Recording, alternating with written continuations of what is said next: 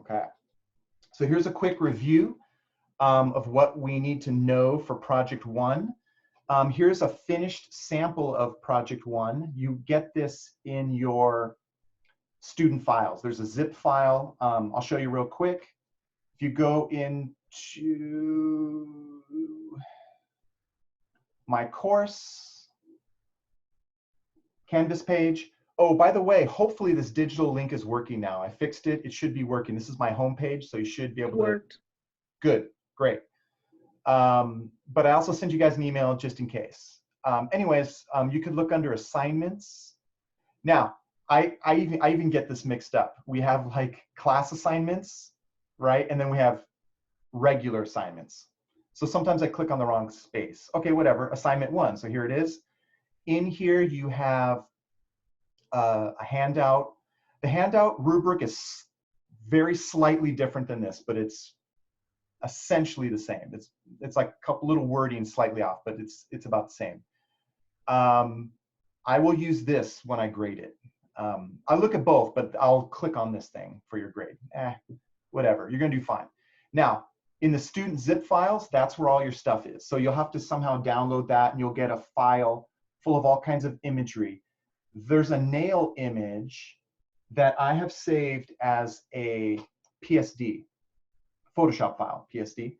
So the file of the nail in your student files is a PNG file, which may or may not open. It does open if you open it in, I'll show you, it'll open it if you open it in Photoshop. It should open okay. Anyways, you have those files. When you open those files, that student zip, you're gonna get these.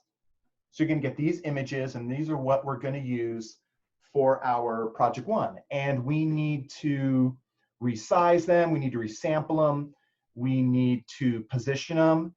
You don't have to match this perfectly. You can use it as a guide. You can even make it somewhat different. Like here's the consumer, like maybe you want to put the consumer right here. It's fine. I just want to see all these images, right? So just put all these images in here. If you move them around, that's fine. If you want to copy this as close as you can, that's fine too. I just want to see that you are resampling your images, putting them together, and it looks good. There's not too many elements that I'm grading in this project, but we'll go over it as I review. Okay, so here's a sample. So the first thing you would do for your project is you set up your host document. So your host document, you're just gonna go in Photoshop, you're gonna go File, New. Okay, next. You're gonna go File, New, and you're gonna set up your document. So normally it's print. So you're gonna go print, and 8.5 by 11, and you want the page orientation to be wide. So it's gonna be landscape is what they call this, landscape. 8.5 by 11, 300 pixels per inch. So that's the normal image size you always use. You always use 300 pixels per inch. But later I'll show you, we'll save a copy at 150, so it's a smaller image size. Okay. So this looks good. Normally you have a white background. That's normal, that's great. And that's fine. I'm just gonna hit create, that's default, so create. Okay, so here's my blank document. Normally I would say name it right away, because right now it's untitled. So if I was a student, I would go File, Save As. This is my host document. Let's see here. I'm just gonna, so I forgot what I told you how to save it. I think it's gonna be 2200, your last name, 01, because this is project one. And then save it as a Photoshop file. Oh, this is Photoshop PDF. Save this one as a Photoshop file. Now, if you did save it as a Photoshop PDF, it's okay. You're gonna save your copy as a Photoshop PDF later. But whatever, this is it. Photoshop, I'm gonna hit save. Okay, Photoshop file. Now I wanna get my images into my project, but I need to resample them, I need to resize them, and I also need to crop a couple images, mainly the background. So let's talk about the crop tool. I think I talked about it briefly last week, but let me open it up. So let's see, here's my files, here's my background, graffiti background. I'm gonna double click it. your handout that you can print out, it kind of tells you what to do. It says, get this background image as graffiti and crop it. So how do we crop it? I normally don't like to crop stuff personally.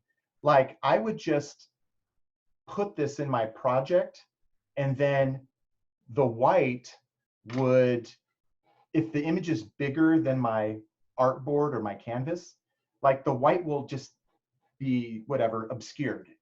I don't like to crop stuff, but it's good to know. Sometimes you do need to get rid of this, like this white background, like I don't need it. So how do you crop it?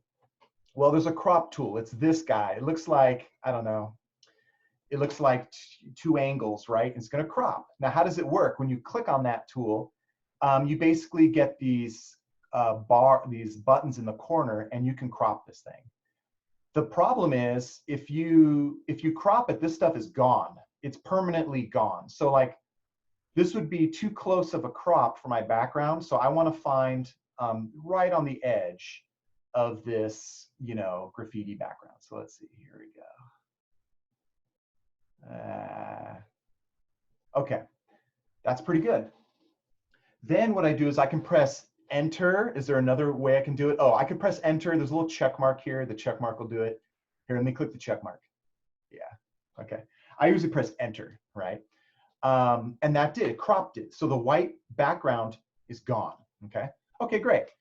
Some of your other images, you may or may not, you may or may want to crop some of the background. Let's look at my, we'll look at that later. Like the man, I don't know. I don't know if he has a lot of, let me check. No, he doesn't have any, like this. Oh, you probably want to crop, maybe you want to crop away some of this white paper on the heart, right? Okay, so, but we'll talk about that. Okay, now I need to resample this thing. I need to change the resolution to be correct. I need to make it a smart object. So how do we do all that stuff? I talked about this last week. Let's talk about it again. I'm going to go to image menu. So here's image. I'm going to go image size. Okay. And let's look here. So it has a weird resolution. Normally you'd never get a weird resolution like 275. The instructor that set this up, she kind of gave some funky numbers in here so that we could play around with them and learn, right? Okay, so the first step is I want to look at my, my resampling tools, my resizing options here, and I got these three brackets, right? All three are connected. So I have my resolution, my height, and my width. This is the size of the document, and this is the resolution, right, of the pixels. Okay, pixels per inch. Now this is kind of funny. In one of the, I watched one of my videos last week, and I got tricked. I messed up. I didn't notice at the time that someone, I think it was the other teacher, she put it at pixels per centimeter, and she tricked me. It's like, whoops. So don't let that happen to you. One or two of the images might be set to pixels per centimeter. For our class, and 99% of the time, you'll always be working pixels per inch. That's the standard, at least it has been for like many, many, many years. Longer than you've been born, that's the standard, pixels per inch. I was gonna say like 30 years. It's forever it's been pixels per inch. Anyways, I got tricked. So she tricked me. Pixels per inch, great. Now I wanna change the resolution.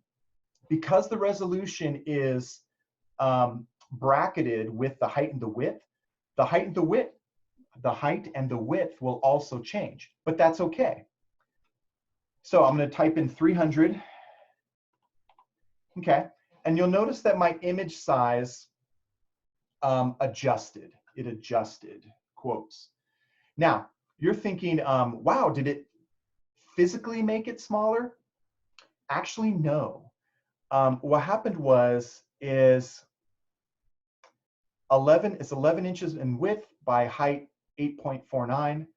That is the physical size of this image at resolution 300. When it was at 275, it had less pixels per inch, so that the inches, the size of the document in inches was a little bigger. So in theory, this is still the same. It's just now it has the correct working resolution that I'm looking for, which is 300. Whatever. You want 300 pixels per inch. That's the answer. Okay, great, you say. Now, I don't want to change the size. We'll change the size on a different one, 300, because this is my background image. I actually want this to be 8.5 by 11. You'll notice that it's not 8.5. You're like, is that okay? Kind of not. So I'll show you what that means. That's, I'm going to hit OK. I'm going to purposefully make this a little smaller just to show you it was super close. Okay, so it's even a little less than, let's see, image size. Yeah, so now it's like, it's a little less than 8.5 by 11. So I'm going to have to deal with that later, but that's fine. So I'm going to hit OK. All right, now I want to get this image into my project. So how do I do that? Using my move tool. The move tool is these 4 little arrows. I don't know, hey, there it is. I can physically drag this image into my project, or you can actually drag the layer. So I only have one layer. It's a background layer. It's one image. I can drag that into my project. I'm just going to drag the background layer. So I drag it. I hold my left mouse button down. I drag it on top of the tab for my homework. I haven't let go of my mouse button. I move it in here. You don't have to hold shift, but if you hold shift before you let go of your mouse button, it'll center it. Aha. Now you'll see there's a little bit of a white edge. That's because my image wasn't truly 8.5 by 11. It's not big enough. And so your question is, well, can you make it bigger? Normally, no, you can't make images bigger. They pixelate and you lose image quality. But there are some other things I can do, and we'll talk about that soon. Maybe I'll just talk about it right now. One thing I can do is I don't want to have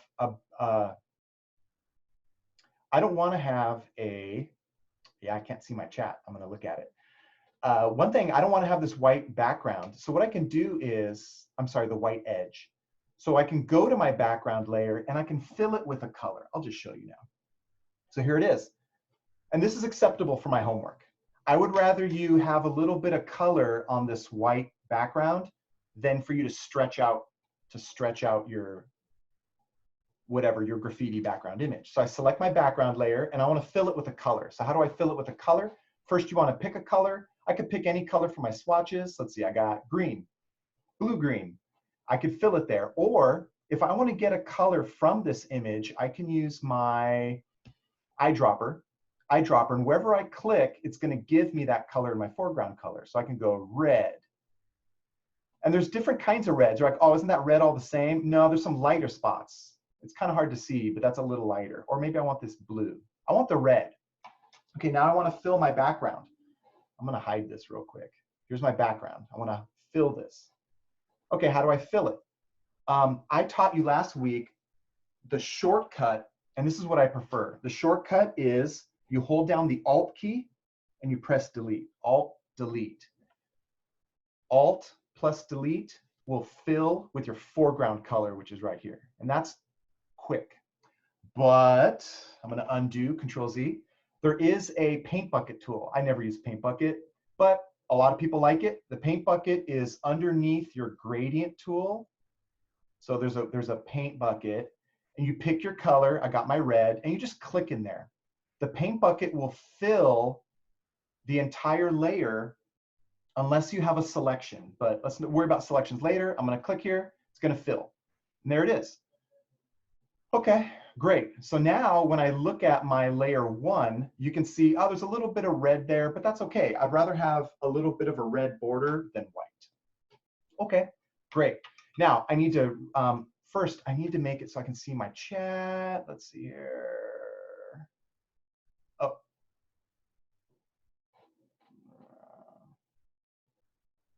I'll see the chat.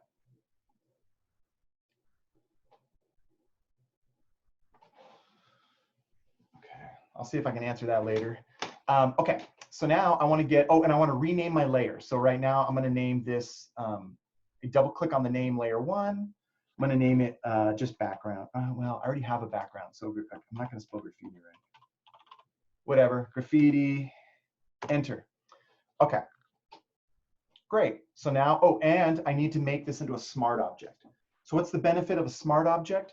A smart object remembers the image and the image resolution, which is 300. But later I'm going to save a copy and we're going to make the copy of this project 150 pixels per inch. But if this layer is a smart object, it will, in a sense, save this alongside that project, and it will remember 300 pixels per inch. So that's pretty cool. Anyways, I'm going to make it a, you're like, that doesn't make perfect sense to me. That's fine. Just remember, you want to make it a smart object. So here I go. I'm going to go, how do I make my layer a smart object? I think there's a lot of different ways. I think I can right-click it. I can right-click that layer, and I can do, where's my smart object? Ew. Really? Options? Convert to smart object. Okay, here it is. So convert to smart object. When I do that, I get this weird little picture here. It looks like a little page. It looks like a box within a page. And that's what it is. It's a file within this document. Okay, great. That's it. That's all you have to worry about. Now let's resample another image. So I'm going to go, what else is going to be a weird one? I don't know. I'm just going to open up my consumer. Okay, so here's my consumer image. It's a large image. Oh, let's see. Let's look at the finished sample. Can I crop this thing at all? Let's see. Yeah, she gets cropped. Like all that extra sky gets cropped. But first, let's deal with the resampling, right? Let's resample this thing. So I'm going to go image size. Pixels per inch.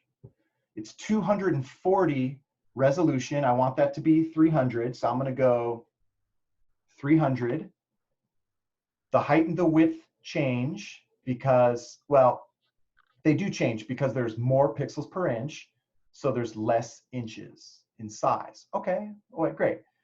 Now, before I hit OK, though, that's still a pretty large image. That's 22 inches by 14 inches. That's very large. And I don't need it to be that large. In fact, let's see. The handout says 3 inches tall. 3 inches tall. Okay, great. So now what I want to do, though, is now I want to click resample because I want to keep the resolution safe. I don't want to adjust the resolution anymore. So if I click on resample, I click checkmark resample, now I'm only affecting the height and the width, and the resolution is kept at 300. This is a weird, tricky thing that I screw up on well, I don't screw up on all the time, but like what I'll do is I'll do it, I'm like, whoops, I'll screw up. What I do is I usually change the resolution, and I'm like, oh, I need this to be smaller. And I change it, and I forget to click resample, and something weird will happen. Let me try it. Go 3. So if I hit 3 here, see how it's like 1400 resolution. I'm like, no, no, no, I didn't want that. Control Z. I hit Control Z. I love it how it didn't go exactly back to 300. Dave, I have a question. Yeah? When you changed the resolution to 300, and Yeah. then you have like the width and the height, can that be any number, or does that have to be a specific number? This currently, you want, it's important that the resolution is 300. Yeah. And the height and the width is going to change. Oh, okay. So it'll change automatically? Correct. Because oh, okay. So we don't have to like put in random numbers for like the width and the height. Like it'll already correct it. It will, like when all 3 of these brackets are connected, when you adjust the resolution, the height and the width will adjust. And that's normal and that's okay. And then what you can like do, I'll show you what I want to do, because the handout does give us a recommendation. It says it should be about 3 inches in height. So what I'm going to do is I'm going to check resample so that the resolution is fixed. Mm-hmm. Then I'm going to type in 3. And when I type in 3, the width will adjust to match the height because I changed that. Oh, okay. But the resolution stays the same. Now, how did I know to make this 3 inches? Your handout says it, right? If you should look at the handout, but if students didn't look at the handout and they were close, like they're like, it needs to be smaller, maybe about 5 inches, I would probably forgive that.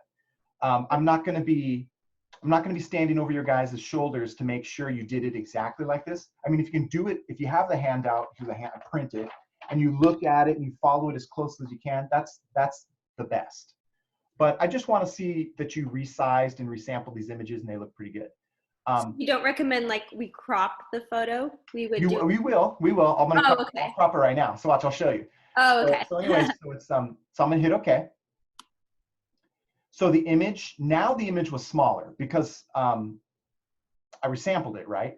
And but we have too much of this sky. And if you look at the, you want to kind of match the images as closely as possible. You see that this in the sample, the sky is totally cut out. So here I go. I'm gonna crop it. So let's see. I'm gonna go consumer image. Now the question is, do we make it a smart object first? Maybe, but I'm not. I'm gonna crop it. So watch. I'm gonna crop it. Now I want the height. I want the height, but I'm gonna push it in this way. I'm gonna crop it out like that. Now, your question is, well, how do you know how much to crop? Like, should I do it like this, where it's really close, or should it be like that? I don't care. I just don't want it to be so wide, landscape, so long, right? So I don't know, this looks pretty good. So enter, I'm gonna press enter. There, so I cropped it. I cropped out, and the only reason I knew to crop that is because the finished sample, it was cropped. I could see that it's thin. Okay, great. If yours doesn't match exactly perfectly, but it's close, that's okay. It's fine by me. Now I want to make this thing a smart object. So I'm going to go, here's my layer for it. I'm going to go option.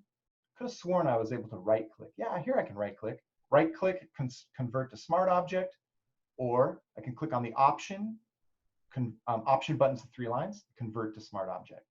So there it is. It's a smart object. It's good to go. Oh, I didn't name it yet. I could name it. You want to name it. You want to make it a smart object. Now I'm ready to drag this into my project. So let's see here. I'm going to use the move tool. Oh, wait, I have a quick question. Yeah. Is there another way to convert it to a smart object on like the upper part, like where it says file, edit image, and all that? Yeah. Yeah, it's in there. Let's see. Let me undo it. So let's see, here's my layer. I'm gonna go, so it's layer menu. So layer, you have to go to smart objects, convert to smart object. Yeah, so there's like 3 different ways to do it. so it's layer, smart object, convert to smart object, or you can just go to the option button for layers here, convert to smart object, or you could right click. Sometimes right clicking works. Okay, thank you. Yeah, good question. One more thing, keep your images as smart objects. But if you didn't want them to be smart objects, but you do, but if you wanted to change them back to a non-smart object, it's called rasterizing. So I'm going to tell it to you, and then you can forget about it. So you would go layer, smart object, rasterize. So that will make it into a non-smart object again. And what it means is it's embedded in the Photoshop document, it's in there. And if I change the resolution of this to like 150, it will also change to 150. So we don't want that to happen. Just want you to know about that. You do not need to rasterize your smart objects. Keep them as smart objects. So smart objects, but that's future information. Whoa. Okay, I want to drag this into my project. I'm going to drag this into my Smith 01. I'm going to hold the shift key to center it. You didn't have to center it. I'm going to just move it around. And there it is. Now, one more thing. Some of these images are rotated in our homework, right? So how do we rotate our images? Like, let's see, let's look at the sample. Rotated. Okay, great. So here we go. Here's mine. Here's my work in progress. I want to rotate this thing. How do I rotate an image? Well, there's a couple different ways. The easiest way is this. With your selection tool, I'm sorry, your move tool selected, your move tool, there's options up here in the option panel. This is the option panel. It used to be called the control panel. And I have this option right here, show transform controls. If I check that, it may be hard to see, but you get this bounding box. The bounding box is kind of like Illustrator, and I can adjust it. So just like Illustrator, if I go to the corner, I get a bent arrow. It's like a quarter turn, right? And I can drag it. Here's the difference, though, between Photoshop and Illustrator. Whenever you do a transformation like this, you have to confirm it. I don't know if it's called confirm, but you have to, let me see what it's called. I'm going to click on something else. Don't tell me it just worked. That's funny. It used to be stuck. Okay. Rotate. Oh, let's see. I'm going to click on my layer. This is good. It lets you do it. This is a fix. I love it. Okay, whatever. Shoot. Okay, whatever. You rotate it and you want to press enter. If you forget to press enter and you click on another tool, it will confirm it, which is great. In older versions of Photoshop, it wouldn't work. It would be kind of frozen and you'd be like, what the heck is wrong with my Photoshop? But this is an update to the latest. I like it. That's fine. Okay, whatever. But normally you press enter or there'll be a check mark here to click it. Okay, great. So I rotated it. Do I have to rotate it that much? I don't know, it's up to you. Okay, I rotated it. Press enter though after a rotation. Let's quickly look at another image. Let me see if I can find one where she tried to trick me. Let's see, we got the concrete. Let's open it up. Let's look at the image size. Pixels per inch.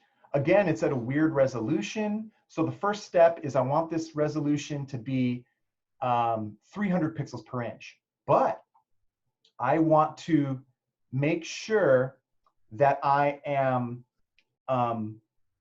accounting for the height and the width. So you want to have resample unchecked when you change the resolution.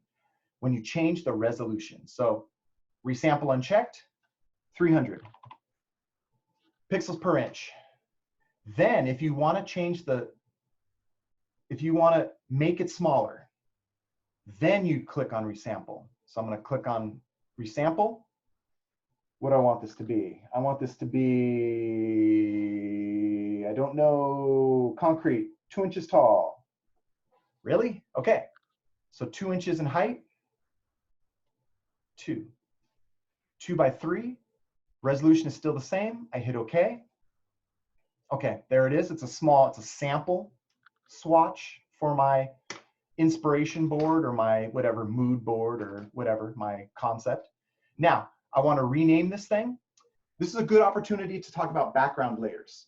Normally, background layers are white. A background layer is like your paper. Like if you set up a new document, let me do it. No, I meant to do this. File new. I'm going to hit create. Normally, you get a white background layer. It's just like your paper, okay? And background layers used to be more difficult. They used to be a little more tricky, but now they've made it easier for all of us. Basically, you'll notice that it comes pre-locked. Pre-locked, okay? Meaning you can't do stuff with it. And you'd have to not trick it, but you have to change it to a regular layer. And it used to be trickier. Now you can just double click on this thing, I think. Watch, I think if I double click, if you double click, you can name it.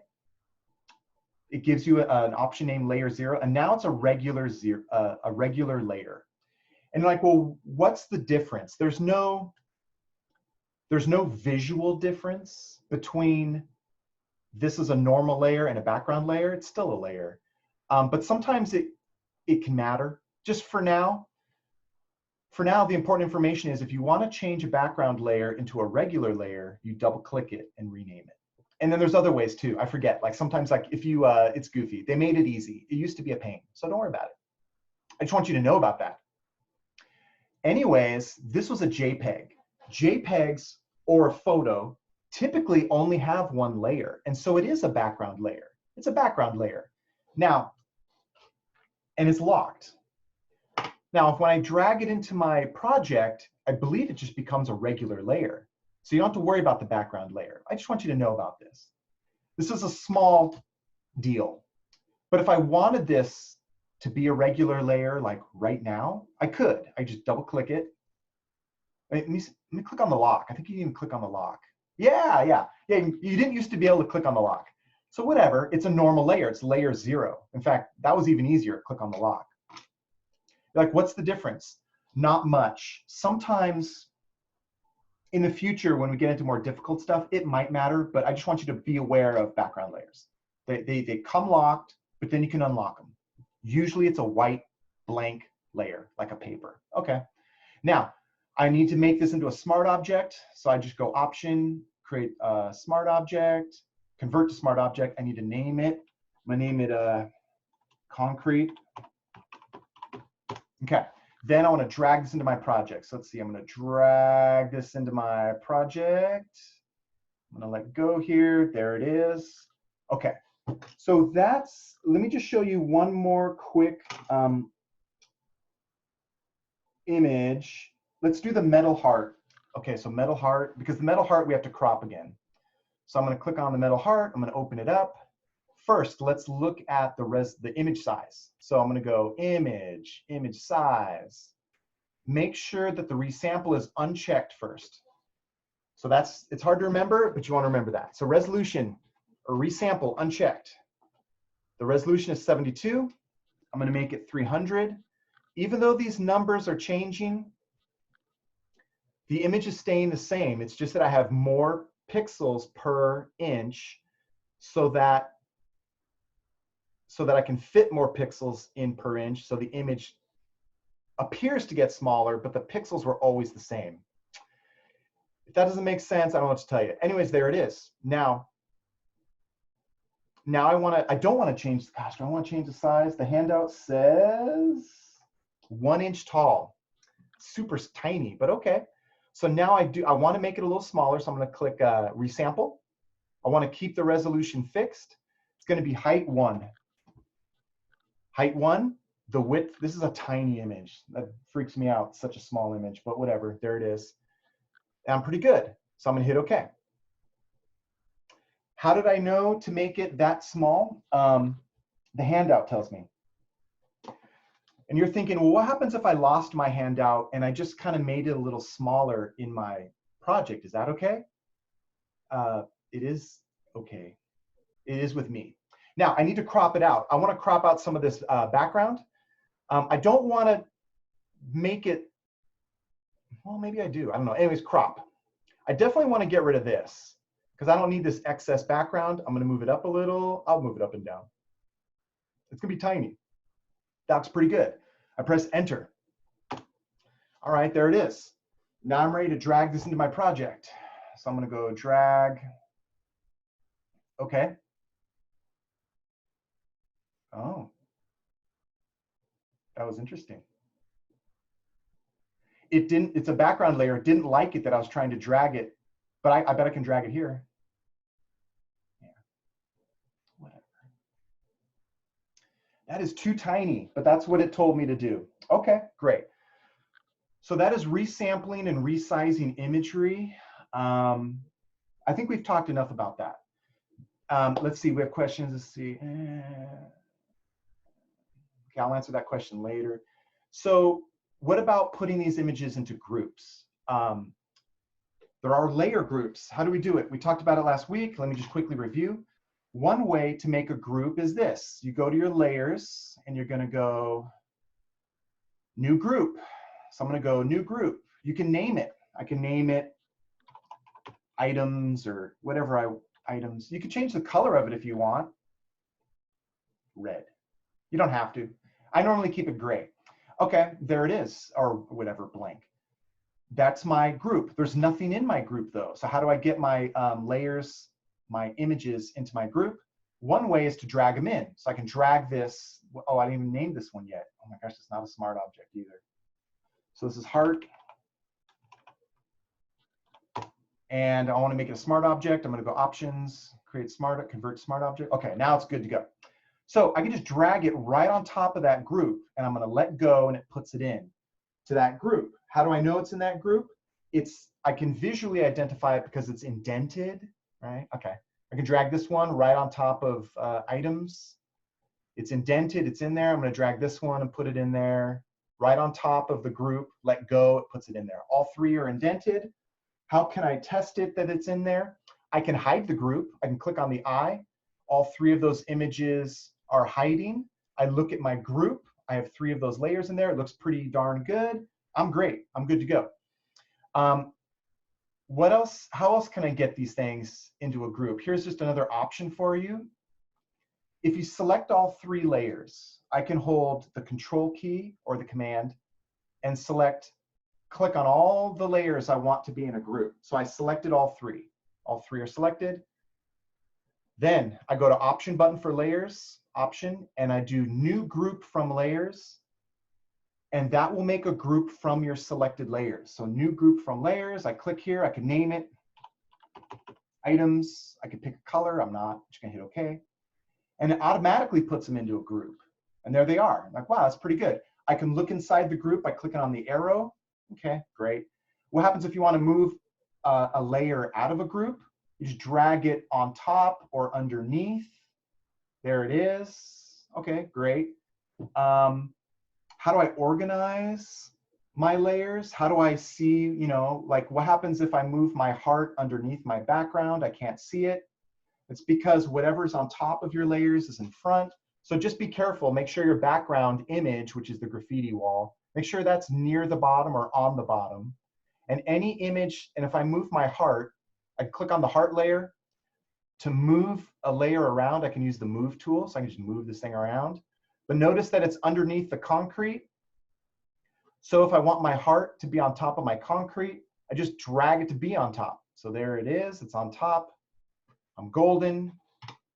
We talked about that last week. Let's see. Do we have to group them, or can we keep them apart if we want to? You do need to group them, but you don't need to group everything. So group, you don't have to group your background. I mean, you could put your background into a background group, but that's, I want to see at least, give me 2, let's see, what does the handout say? It just says 1. Give me 2 layer groups. Give me 2 different layer groups. Yeah, I want to see, just for practice, guys. So like, for instance, I can have, what are the imageries? Let's look here. I can have like my patterns or textures in a group, and I can have my models or people in a group, right? I don't care how you organize it. You could do whatever. You can do your text in a group, text and nails, I don't know. But you want it to be logical, and you want it to be as useful as possible. I'm not gonna like nitpick you on, well, that wasn't the best organization of your layer groups, but yeah, give me at least 2. I recommend models or people, and textures. Textures are like, you know, the denim and the concrete and whatever that thing is. 2. If you want to do more than 2 groups, that's fine, but 2 is good enough. Yeah, so just do it. It's for practice, right? It matters more, layer groups matter more when your project is very complicated. Right now, we only have like maybe 10 layers in there, but you could have a project with like 100 layers, and you definitely want to organize them into those groups. It's for organization. Good question though. So let's see. I don't know. I think I've talked to you about resizing these images enough. Okay. Let's talk about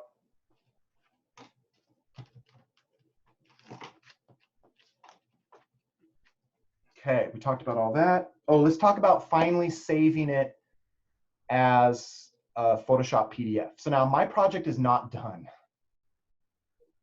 I'm gonna put this, here we go. Heart. Okay, let's, if you ever wanna turn off the show transform controls, they bother me. I don't like them. I mean, I like it when I'm transforming stuff. I usually turn it off. And if I wanna transform a layer, I select my layer like this. Here's how I work. I'm just gonna let you know. I don't use auto select. I talked about this last week. I don't use auto select. I uncheck that. When I want to select a layer, I hold Control and I click it with my move tool, right? My arrow. So Control click it to select it. Then if I want to transform it, I press Control T. And that will instantly give me an option to transform it. I can rotate this a little bit. When I'm done, I can press Enter or this little check mark to confirm. It's not confirm, but it's a word like confirm. It'll come to me. Anyways, I did it. So I use Control T to transform a layer. I hold Control and I left click on a layer to select it. I don't use auto select layers. If you really want to use auto select layers, that's fine. But the reason why I don't use auto select layers is this. If I have a group, I have my group selected, my items, and I can select the group. Using my move tool, I can actually move that whole group and it moves together, which is awesome.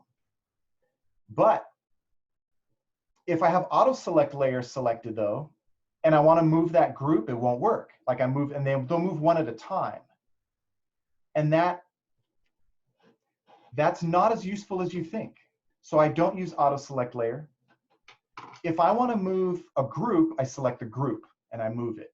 If I want to select an individual layer within the group and move it, I go to my layers and I select it, or I control click it and I move it individually. Then I click on my group and then they move together. It doesn't seem like a big deal, but trust me, when your projects get super complicated with hundreds of layers and like dozens of groups, trust me, that's awesome. Okay, finally, see if I'm missing anything here. Oh, I totally got distracted. So I'm saving this. This is my 300 pixels per inch Photoshop file. So I'm going to save it. I'm not going to save it because it's a sample, but I would save it. I have my 300 pixel per inch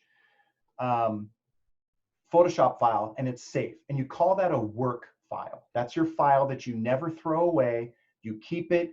You always keep it in a folder somewhere in case you have to change stuff. Okay, great.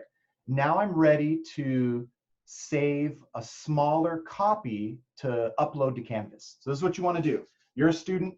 You're ready to save this as a lower resolution. Oh my gosh. Here's how I do it. I'm going to go File, Save As. Save As will save a copy. Then, oh, shoot, cancel. First, you want to change the resolution. So you go Image, Size. This is after you've all saved a 300 pixel per inch original. You got that. This is going to be my copy. So I went Image Size.